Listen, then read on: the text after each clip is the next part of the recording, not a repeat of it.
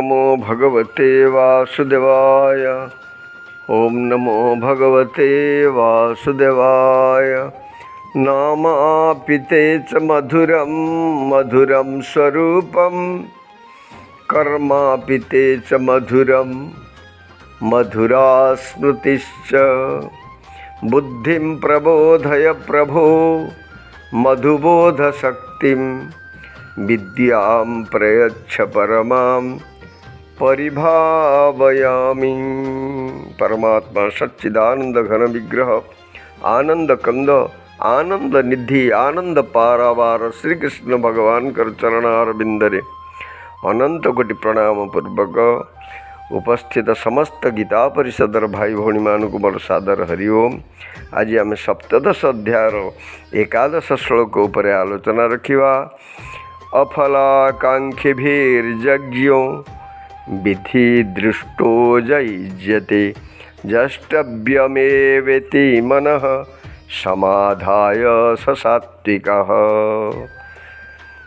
वर्तमान भगवान आनंद निधि अर्जुन को यज्ञ तप दान तीनोटी लेखाएं प्रभेद मध्य वर्णना करने को जाउचंती। त्रिगुणर व्यक्ति अनुसार ए यज्ञ दान तप मध्य तीन तीन प्रकार है। वर्तमान यज्ञ कथा वर्णना करुचंती। यज्ञ करवा तो कर्तव्य मनरे एहीपरि निश्चय करी फलेच्छा रहित मनुष्य द्वारा शास्त्र विधि अनुजाई जो यज्ञ करा जाए ताहा सात्विक यज्ञ।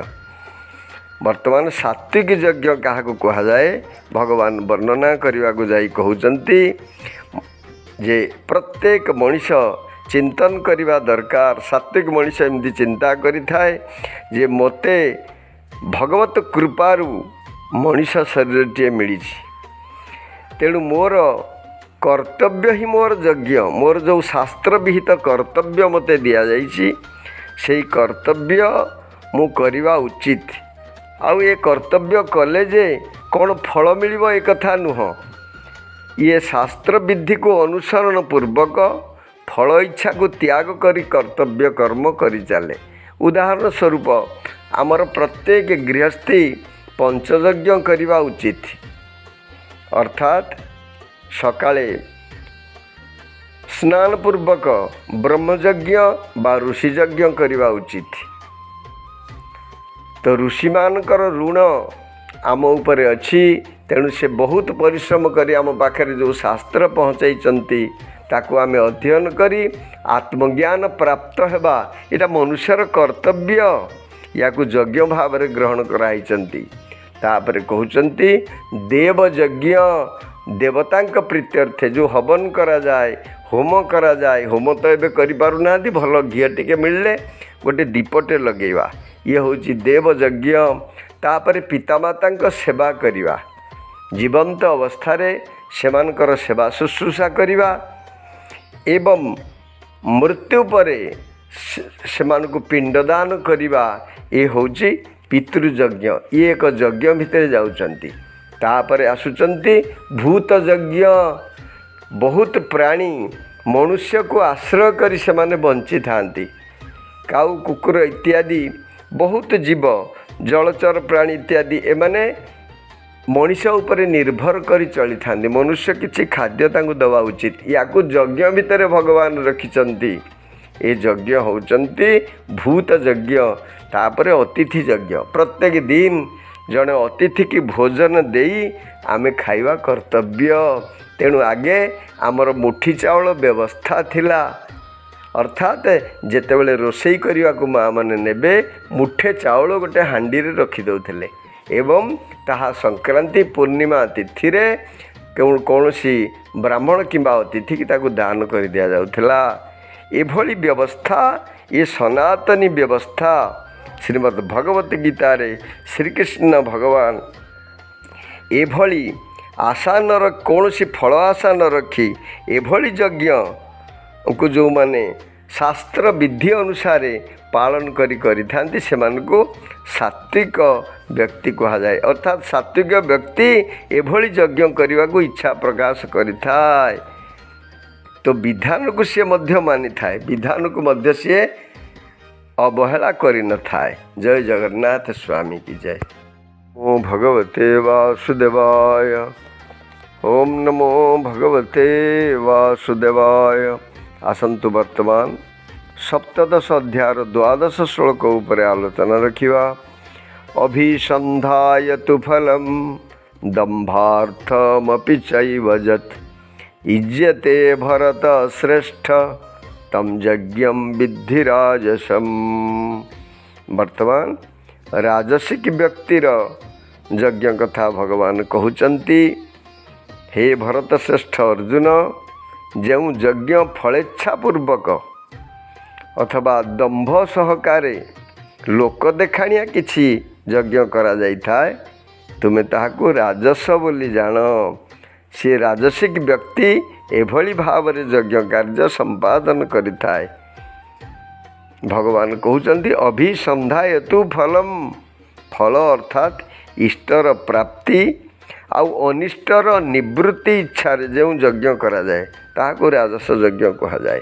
अर्थात इह लोकरे मते धन दौलत मिलू, भल स्त्री पुत्र परिवार मिलू, मोर मन अनुसार दास दासी गाई महिषी खाइबा पीवा गाड़ी मोटर सबू मिलू, मोर देह भल रहू, मु दीर्घ काल जीवित रहे, तो मते समस्ते आदर सत्कार सम्मान करंतु, मोर ख्याति चतुर्दिग को व्यापी जाऊ। मु यज्ञ कली, बहुत पेपर रे बाहरला, बहुत टीवी रे बाहरला, समस्ते मते बाहा बाहा कले, ए प्रकार विचार मध्य थाए। परिशेष रे मते स्वर्गादि लोकर मध्य दिव्य भोग मिलू, ए सबू इष्ट प्राप्तिर कामना राजसिक व्यक्तिर थाए। एभली कामना को नहीं राजसिक व्यक्ति यज्ञ करिथाए।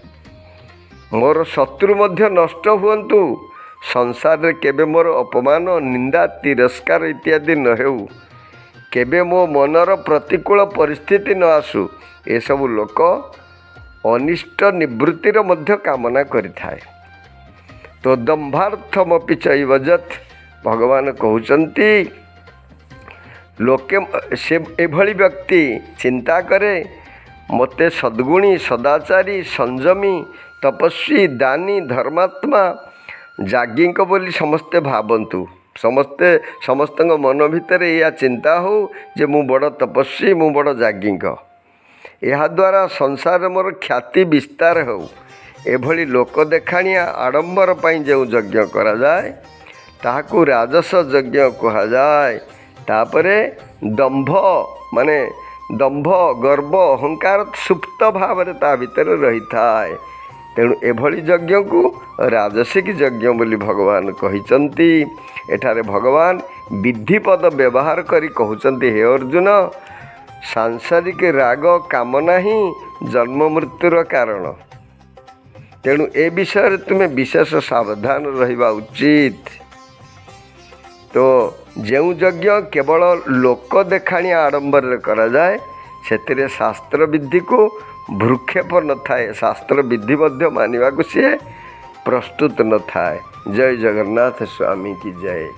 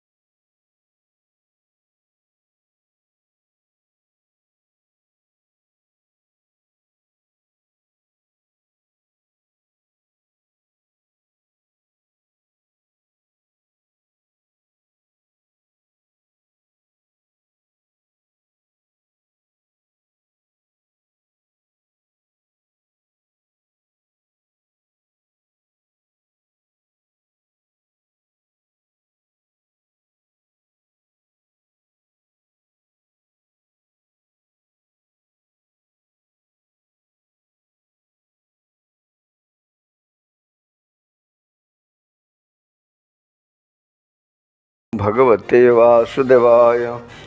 ओम नमो भगवते वासुदेवाय। वर्तमान आम 12 श्लोक पाठ रखा। अभिसंधाय तु फलम दंभार्थमपि चैव यत् इज्यते भरत श्रेष्ठ तम यज्ञ विद्धि राजसम। अभिसंधाय कहले इच्छा रखिबा, कौन सी कामना रखी, तू किंतु फलम फल, दंभार्थम दंभ सहकारे, अपि बी मध्य, च एवं एव जदिवा जत जेऊ इज्जते करा जाए भरत श्रेष्ठ, हे भरत श्रेष्ठ अर्जुन, तम ताहाकु यज्ञम यज्ञ विद्धि जान राजसम राजस। आउ थर पाठ रखिबा। अभिसंधाय तु फलम दंभार्थमपि चैव यत् इज्जते भरत श्रेष्ठ तम यज्ञम विद्धि राजसम। हे भरत श्रेष्ठ अर्जुन, जो यज्ञ कर्म दंभपूर्वक तथा फल आशा सहित करा जाए सही यज्ञ को तुम्हें राजसिक रूपे जान। जय जगन्नाथ स्वामी जी। नमो भगवते वासुदेवाय। ओम नमो भगवते वासुदेवाय। वर्तमान आम 11 श्लोक पाठ रखा। अफलाकांक्षिभिर्यज्ञो विधि दृष्टो युज्यते यष्टव्यमेवेति मनः समाधाय स सात्विकः। अफलाकांक्षिभिः फलेच्छा रहित मनुष्य द्वारा यज्ञ यज्ञ विधि दृष्ट शास्त्र विधि अनुजाई जह जेऊ इज्जते करा जाए यष्टव्यम यज्ञ करवा कर्तव्य एव केवल इति एहिपरि मनः मनरे समाधाय निश्चित करी सह ताहा सात्विक सात्विक अटे। आउथर पाठ रखा।